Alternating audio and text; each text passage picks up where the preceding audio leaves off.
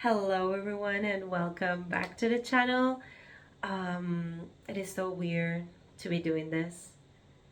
I don't feel necessarily comfortable, but I think it's necessary that I make this video. First, because I want to put myself out there. I think that this year of social media, if you didn't guess by the title of the video, has taught me that while I value privacy more now, I also notice that I have um, grown this sense of or fear of being perceived, and I don't think that's a good thing. So I think that exposure is one of the things that could help me out with that. So the reason why I'm making this video is because of that.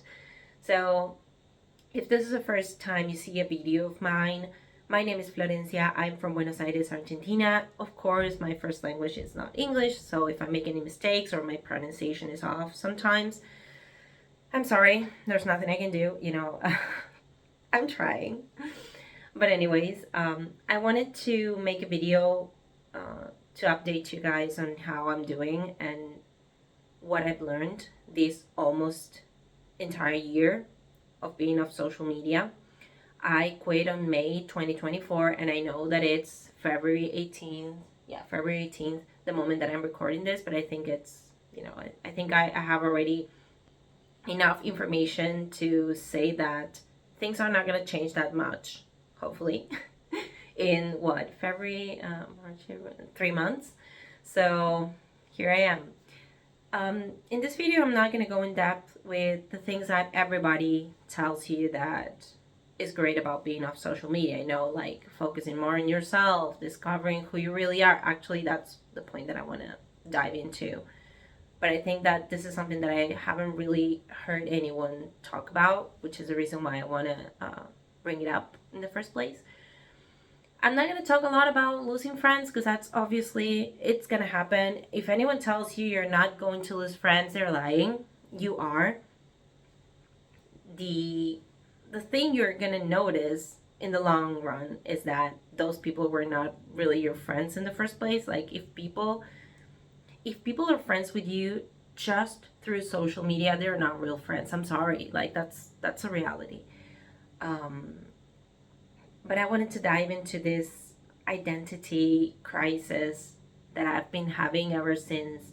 Actually, I don't think this started when I decided to stop participating in social media. I think this started in 2019 when I decided, sorry, 2020 when the pandemic happened, and I suddenly had this, I don't know if this is an awakening moment or something, but I basically realized that I didn't feel comfortable doing this anymore, being exposed to the internet, exposing so much of my life. I used to be like a pseudo influencer. I tried to make it as a fashion influencer, and I wasn't feeling it. I was feeling really weird. I felt very superficial, and I am a person who's always being like very into philosophical thinking and yeah, reflecting and putting my words on paper, and that wouldn't match my passion for fashion. So yeah, I quit officially trying to make it as a content creator in 2021. I deleted my blog. I put my Instagram profile on private. I stopped making content. I stopped recording videos and doing all the things. Um, and since then, I started doing like monthly detoxes. And every time I came back to social media, I came back differently. Every time I came back, I just felt more and more disengaged until the point where I was like, I still feel like crap. Definitely think that I have to go further. Though those like monthly detoxes were not enough for me, and that's when I decided to call it quits. For me, calling it quits doesn't mean that I don't have profiles. I'm not gonna lie to you. YouTube is still social media in a sense, um, but I have stopped participating and consuming social media. Maybe TikTok, but are cat videos really that bad? I don't think cat videos are that bad. That's pretty much my whole algorithm on TikTok. just cat videos. That's it. It's Jeremy the cat from City Pups. But yeah, other than that, I don't really post anything. I don't watch anyone's stories unless I know there's something going on. So the reason why I kept my newest Instagram profile is if a friend goes on a on a trip or something, um, what they usually do is post the pictures on their stories because they don't want to spam anyone's WhatsApp and fill up their phone memory and gallery with their pictures, which is totally understandable. And honestly, the day that I travel, I'll probably do the same. Just upload pictures there. If people want to see what I'm up to, they can look at it that way. But I'm not going to send people proactively the pictures because I know that most people are not interested in that. Okay, so basically I decided that I didn't want to delete my profiles because I don't think that's practical. In this day and age, having profile is convenient sometimes. But I don't have any pictures. I don't upload anything. I don't watch anything. I don't follow influencers. I don't go on explore page. I do not watch reels. I don't know. I just don't consume content that way. And it has been quite life changing, but at the same time, it has been tough on a personal level because I've had to spend more time with myself, with my thoughts, and the life that I have built so far. So I don't think I have mentioned this in this video, but I am 33 years old. I have been online ever since I was 13, I would say. I think that I got my first computer at 11, and I got my first internet connection at 13. And I can't remember when Facebook came out, but I was still in high school. So I'm going to say that 15 is the age where I started having actual social media. So that is more than almost 2 decades of being online. Because of course I jumped on Instagram the moment it was created. So I spent my, crucial teenage formative years being influenced on social media. Because, Instagram at first was really nice, but 2 years in, it started to become something else, an advertising platform, so to speak.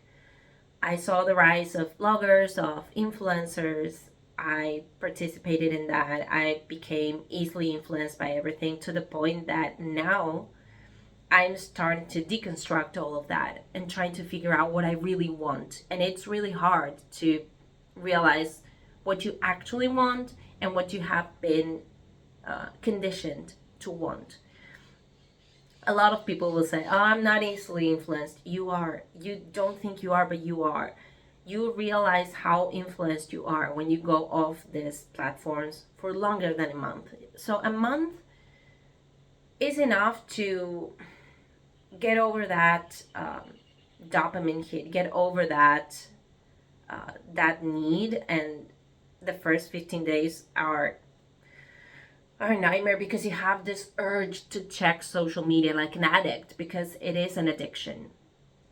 I can't reach out for my phone right now because I'm recording, but you reach out, like instinctively. Like you don't even know why you unlock your phone. You just do it because it is out of instinct. It is like an extension of yourself. So those 15 days are crazy. You have these cravings, you get really anxious. I would start picking up my skin and my acne and everything, and I had a lot of like physical reactions to it, and I still do. And it's been a year and I still get anxious because I have all of this time available. I get bored. I want to get into my hobbies, but for the last couple months I was like, oh, what kind of project can I work on? How am I going to show it to the world? Immediately I think of sharing it. And then I stop myself and I'm like, oh, I don't exactly have to share this. Then immediately I go like, what's the point then? Just like, oh, if I'm doing something, I have to show it, because if I don't show it, it didn't exist. It doesn't make sense. What's the point? And the point of doing things is because we just want to do them, because they make us happy, because they just feel good, you know? So for the last couple months, that's what I've been dealing with, especially January and February have been tough because I have a life now that, you know, 5 years back, I would have been like, what the hell are you doing? Like, I would have been like, oh, you are settling. You know, you're settling. You could be doing more. You could be having more. You should live abroad. You should move abroad. You should leave everything behind and move abroad because that's always been your dream. And part of me thinks, what if that dream was not mine at all? What if I had been conditioned to believe that I have to move abroad? I am from the generation of people who have moved abroad the most. And a lot of people have been saying, and we don't really see it that often because it's not attractive and it doesn't go viral that often. Moving abroad is not easy. It is hard. It is hard as fuck, especially in this day and age. And a lot of people just romanticize everything. And of course, you know, there are some benefits from romanticizing your life. I have been romanticizing my simple, mundane life because I feel that there is value in a simple, mundane life.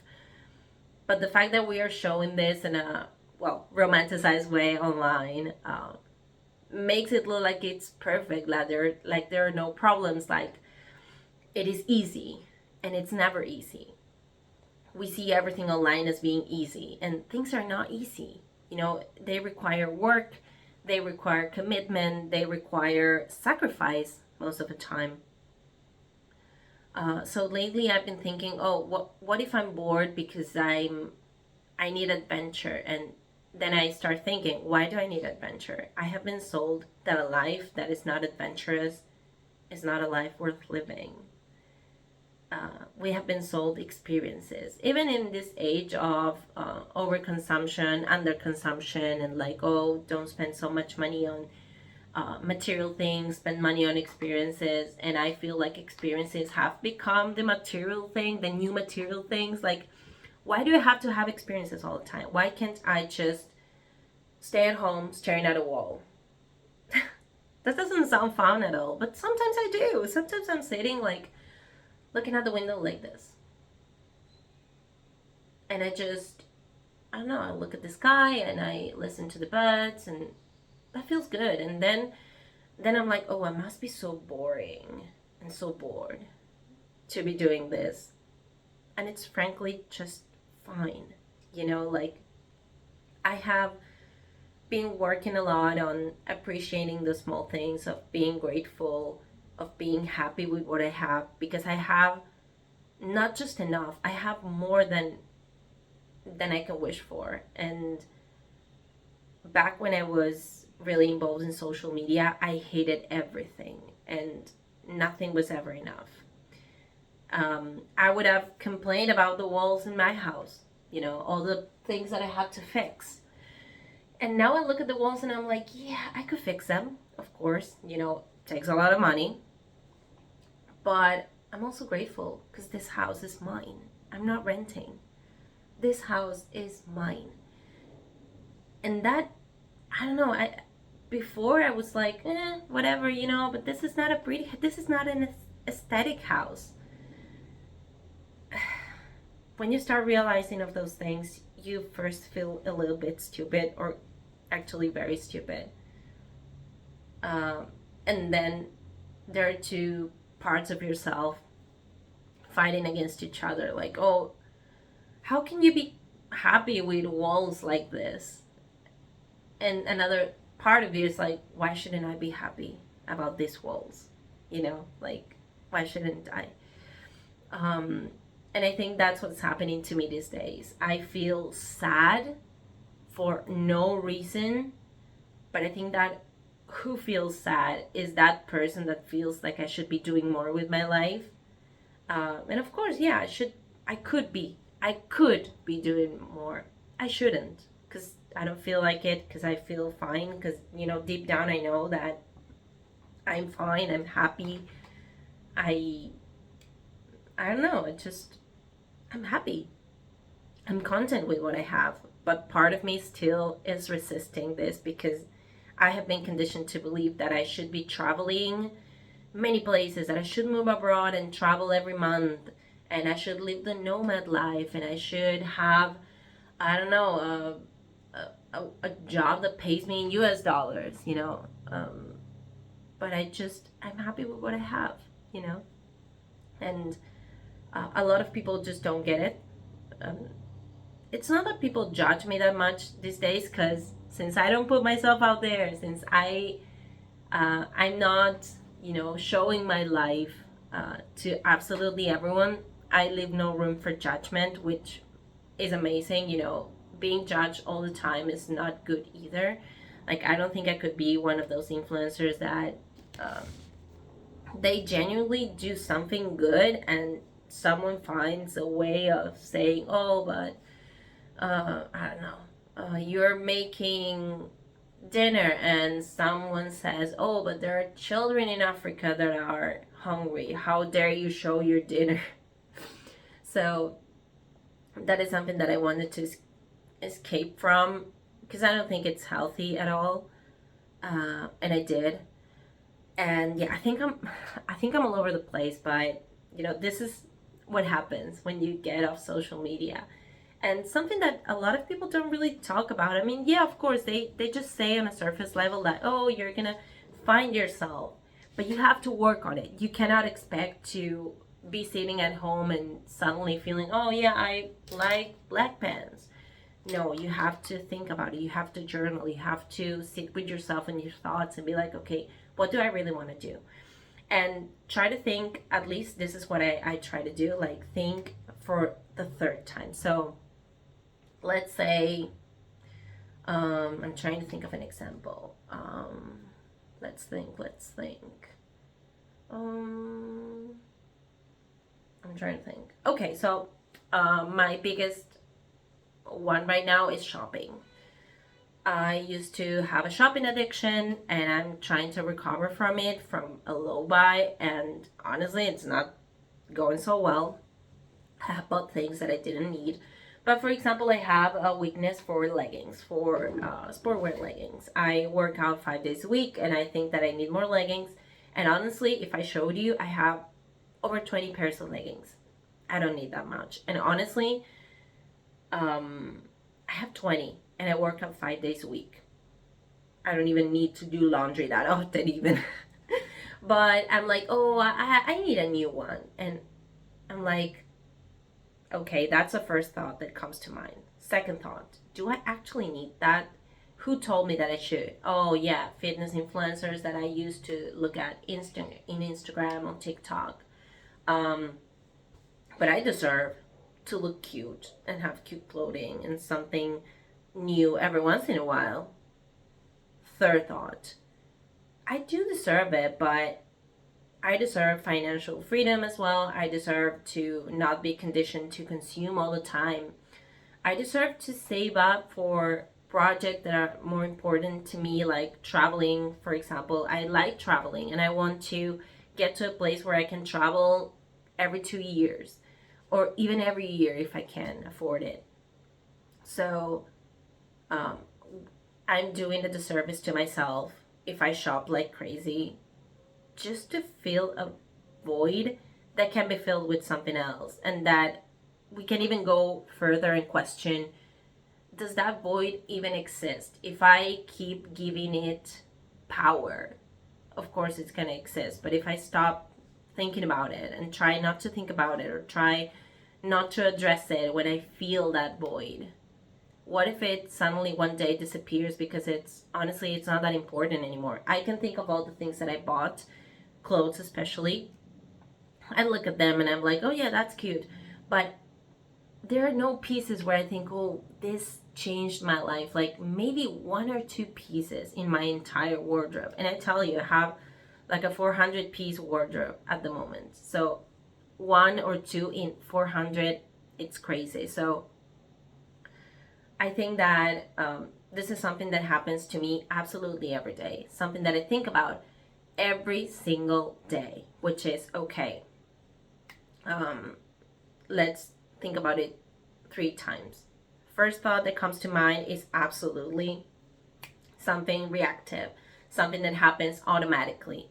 Second thought that I have is like maybe Florencia 2021, 2022, being like, oh, but I deserve it because that's, I work, I work for it.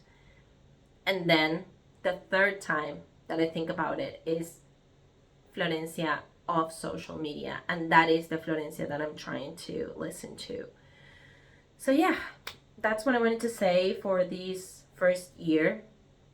My idea is to keep posting these accountability videos, or I don't know, like, yeah, trying to post these chats, because I know that honestly in the last year that I've been off social media and that I've been consuming YouTube, because YouTube for me is like entertainment, it's like the TV, watching a TV show. A lot of videos that have helped me were from people who didn't have big followings, who were just recording with their phone and having a chat, and me being able to watch them slash listen to them while I was doing the dishes or, eating lunch. And they were normal people, like regular people, not influencers, no celebrities, just regular people existing online and sharing their actual lives, in the sense of sharing their experiences and their processes. And I think that's something that helped me out a lot to feel inspired to actually go through with this change, because it's not easy to be off social media. Everything they say, it's true. You're gonna lose friends. You're gonna feel lonely. You're gonna feel like, what do I do now? I don't have this what's it called? Like safe. Well, never mind. I cannot even find the word in Spanish. Imagine that. But you don't have that lifesaver. There we go. Oh my god, it came to me. You don't have that lifesaver that is doom scrolling. So whenever I go to the doctor and I have to wait for like 15 minutes, half an hour, even an hour, I'm just like looking at things, looking at people, looking at the blaze and trying to find shapes in the wood. Or I would bring a book if I knew that I was going to wait for a long time, a book, a magazine, I don't know, I would just do that. Or bring a book and pen, and I would write, I would draw, but I wouldn't resort to scrolling. I wouldn't.